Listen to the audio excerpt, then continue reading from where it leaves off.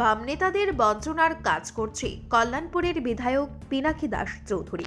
দীর্ঘ বাম শাসনের নেতা মন্ত্রীদের বঞ্চনার কাজ করে প্রশংসা কুড়িয়ে নিচ্ছে বিধায়ক পিনাকি। উল্লেখ্য, ২৭ কল্যাণপুর প্রমোদনগর বিধানসভা এলাকার এডিসি ভিলেজ হলংমুতাই গুরুচরণ পাড়া থেকে হাজারিপাড়া ভায়া বটছড়া পর্যন্ত দীর্ঘ ১২ কিলোমিটার রাস্তার জন্য দীর্ঘ বাম জমানার শাসনকালে দাবি করে আসছিল বলে জানা যায়। বুধবার প্রধানমন্ত্রী সড়ক যোজনা প্রকল্পে রাস্তার কাজ শুরু হচ্ছে। বিধায়ক শ্রী পিনাকির প্রচেষ্টায় আজ রাস্তার ভূমি পুজোর মধ্য দিয়ে কাজ শুরু হয়।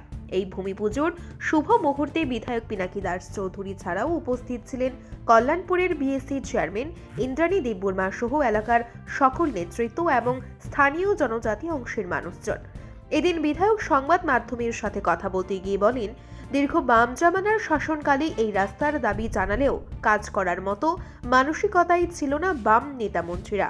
বলেন, তারা শুধুমাত্র রাজনীতি করতে জানত, মানুষের জন্য কাজ করার মতো প্রয়োজনটুকু মনে করেননি।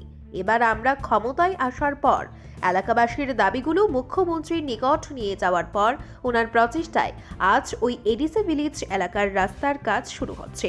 তাই দেশের সর্বশ্রেষ্ঠ প্রধানমন্ত্রী নরেন্দ্র মোদী এবং রাজ্যের মুখ্যমন্ত্রী ডাক্তার মানিক সাহা মহোদয়কে ধন্যবাদ জানায়। সব মিলিয়ে বলা চলে, বিধায়ক এদিন রাজনীতির মধ্য দিয়ে মানুষের জন্য কিভাবে কাজ করতে হয় তার স্পষ্টীকরণ তুলে ধরেন।